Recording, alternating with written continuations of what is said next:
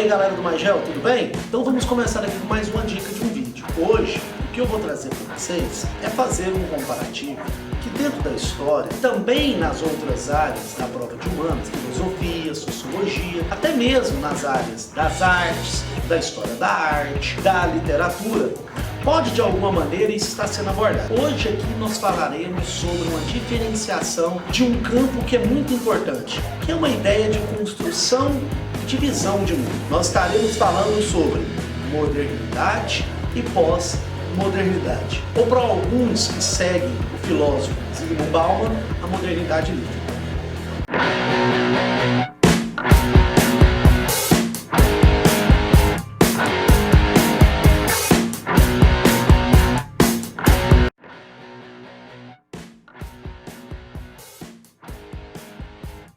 Então vamos lá? A primeira coisa, o que seria a modernidade? A modernidade seria um período onde a nossa visão de mundo, as nossas perspectivas, o que nós defendíamos como certo, teriam algumas bases. Primeira, a ciência como resposta a todos os problemas do mundo. Segundo, a ideia de progresso, que nós estaríamos num estágio de desenvolvimento, que nós poderíamos, a partir da ciência, chegar a um patamar de desenvolvimento melhor daquele que nós estaríamos. E a terceira coisa, a ideia de que existiria um modelo certo de vivência, de civilização. Segundo Friedrich Nietzsche, a modernidade seria a decretação da morte de Deus. O que seria esta morte de Deus? Um afastamento da religiosidade, sendo que este afastamento seria substituído pela questão do cientificismo. O fato é, não que as pessoas deixariam de ter sua religião, porém ela seria sempre pré ou pós-cedida de ciência. Já viu aquele caso? Quando você está com dor de cabeça, você toma aspirina, a dor de cabeça passa e você diz todo aliviado. Graças a Deus.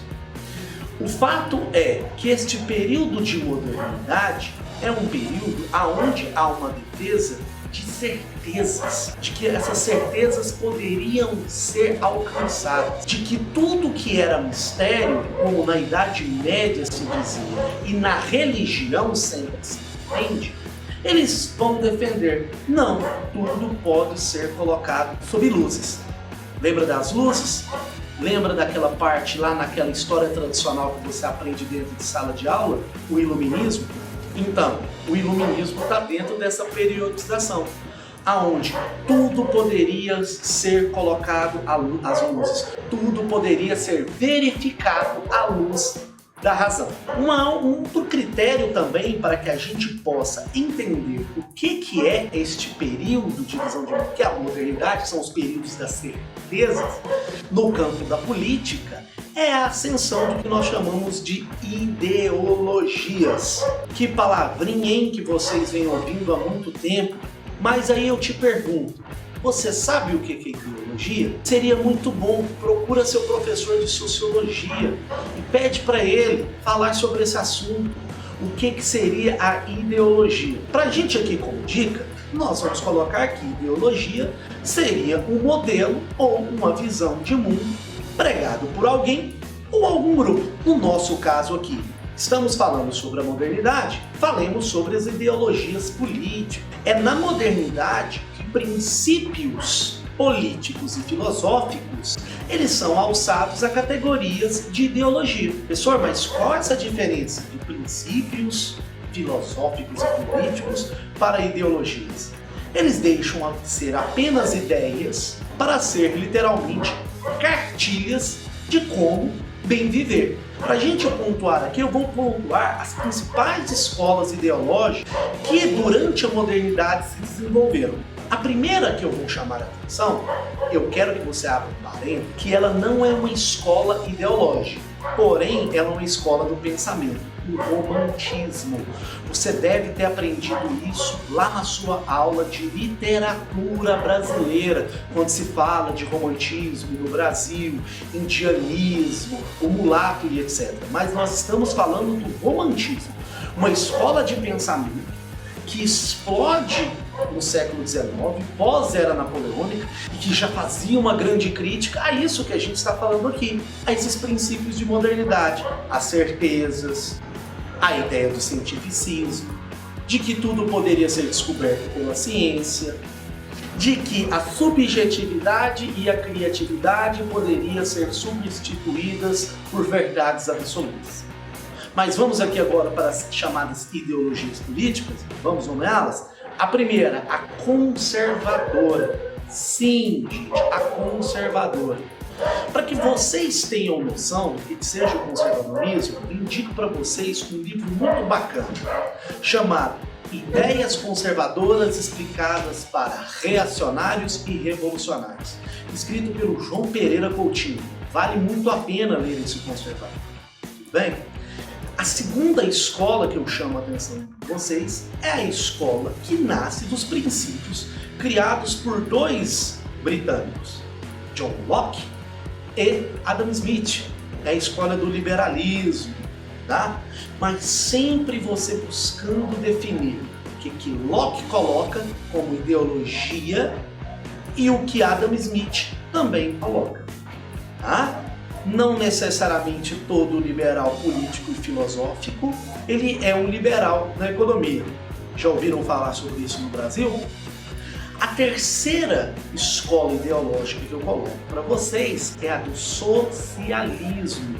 Sendo que essa do socialismo, ela se divide em três grandes grupos. Ok? O socialismo utópico. O socialismo utópico é uma perspectiva de pensar o capitalismo a partir da sua humanização. Acreditavam esses caras como Fourier, Owen, Saint-Simon, que há uma possibilidade, dentro da lógica do capitalismo, de você construir um sistema econômico nas bases do capital de uma maneira mais racional, humana, amorosa e afetiva. O segundo grande grupo é o chamado socialismo do materialismo histórico, de Karl Marx e Friedrich Engels. Esses caras se afastam do chamado socialismo utópico porque diziam que estes caras eles não conseguiam fazer uma proposição científica de fato de transformação da sociedade. Abre aspas. Os filósofos já pensaram muito mundo. Cabe agora transformá-lo. E o terceiro grupo é o grupo dos chamados anarquistas. Tá?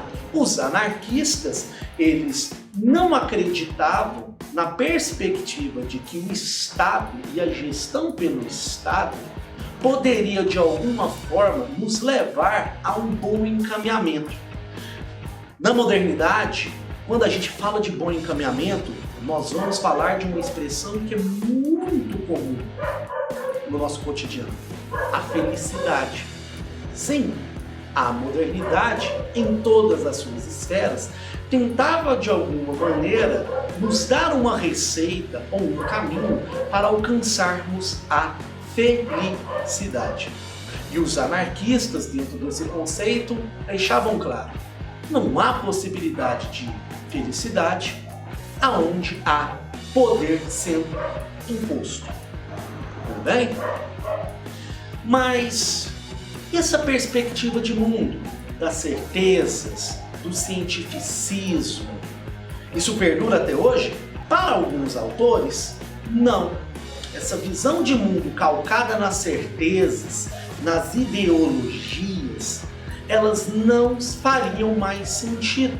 Lembremos aqui que na década de 60 existe uma frase, uma expressão pichada nos muros de Paris pela juventude em um movimento conhecido como o Grande Maio de 68, aonde os estudantes fazendo uma contraposição e uma crítica ao que seriam essas ideias da modernidade, eles diziam: Deus está morto, Marx também, Nietzsche também, e eu não me sinto bem.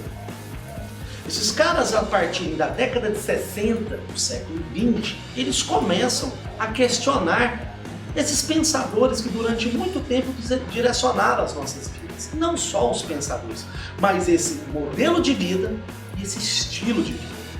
A partir da década de 60, começa alguns críticos a dar a origem ao que alguns vão chamar de pós-modernidade, de que nós estaríamos colocando por terra essa perspectiva de visão de mundo calcada na ciência, no otimismo, nas certezas absolutas, por outras que não seriam tão certeiras dessa forma. Você pode encontrar isso com o nome de pós-modernidade.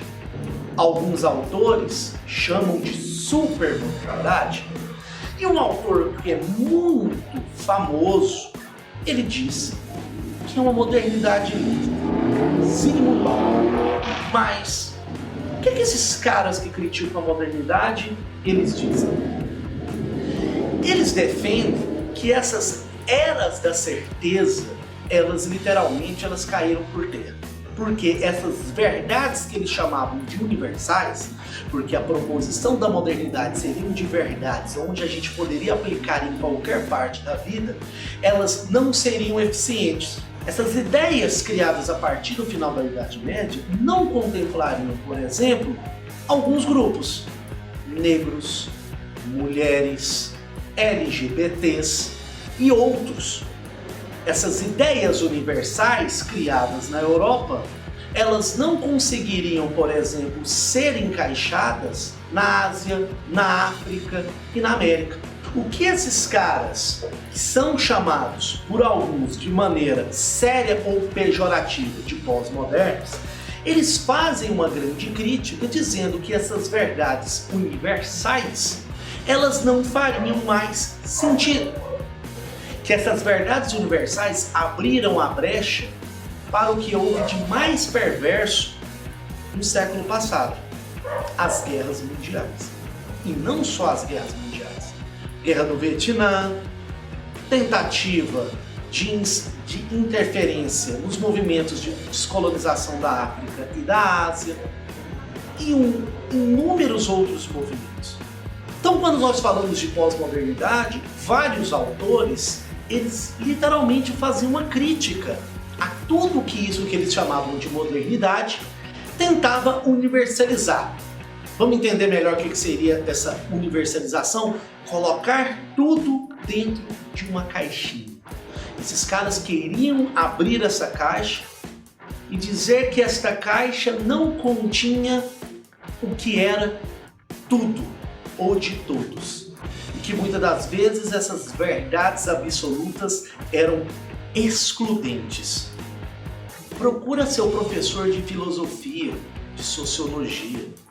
Pergunta para ele: professor, a gente vai falar sobre esses pensadores que eram chamados de pós-modernos, supermodernos, da modernidade líquida? Nós vamos falar da crítica desses caras e dessas mulheres? Então, procura seu professor.